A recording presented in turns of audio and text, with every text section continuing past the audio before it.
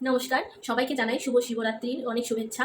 আজকের দিনটা সবার খুব ভালো কাটুক। আর আজকে তো শিবরাত্রি, তোমরা সবাই জানো। তো সেই জন্য আজকে আমি রেডি হচ্ছি, যে লালে হলুদের শাড়িটা আমি পরেছি। তো এটা পরে এখন মেকআপ করছি। তো আমার ভিডিওটা করতে একটু লেট হয়ে গেল, তাই ভাবলাম যে এখান থেকেই স্টার্ট করে দিই, কারণ এরপর স্টার্ট করবো করবো করে করা হবে না। তো মেকআপটা করে নিই, তারপর তোমাদের সাথে দেখা করছি। এবং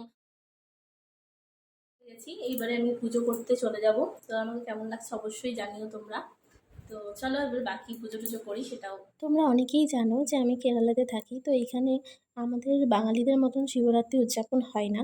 তো তাই আমি বাড়িতেই পুজো করে নিয়েছিলাম শিব ঠাকুরকে। তাই আমার কাছে যেটুকু সরঞ্জাম আমি এখান থেকে জোগাড় করতে পেরেছি, সেইটুকু দিয়ে আমি ভগবান শিবের আরাধনা করেছি।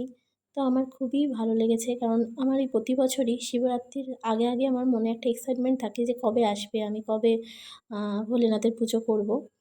তো বলে না যে ভক্তিটাই মেন। তোমার কাছে কিছু থাকুক আর না থাকুক, সামান্য একটু তুলসী পাতা গঙ্গা জল দিয়েও ভগবানকে তুমি যদি ভক্তি ভরে ডাকো, তাহলে ভগবান তোমার মনের কামনা শুনবে এবং তোমার ডাকে সাড়া দেবে।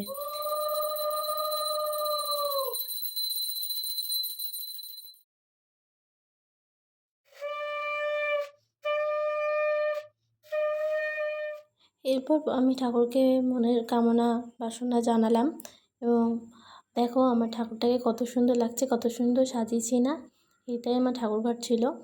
আর তারপরে একটু পুজোটা দেওয়ার পর আসলে দেরি হয়ে গেছিলো, তাই আগে পড়তে পারিনি। তারপরে একটু আলতা পরে নিয়েছিলাম। তো এখন হচ্ছে বিকেলবেলা হয়ে গেছে, দেখো বাইরেটা।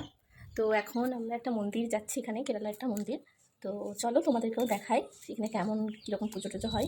তবে যেটুকু শুনেছি যে এখানে মন্দিরে নাকি নিজেরা পুজো করতে পারি না, মানে আমরা যেমন জল ঢালি সেসব এখানে হয় না।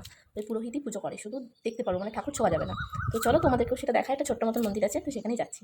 তো চলো দেখতে থাকো। আমার একটু যেতে দেরি হয়ে গেছিলো, তো এখানে পুজো টুজো সব হয়ে গেছে। তো প্রণাম টনাম করে তারপর আমরা বাড়ি চলে এলাম। তো এই ছিল আজকের মিনি ব্লগ। যদি তোমাদের ভালো লাগে তাহলে like comment share. Bye bye.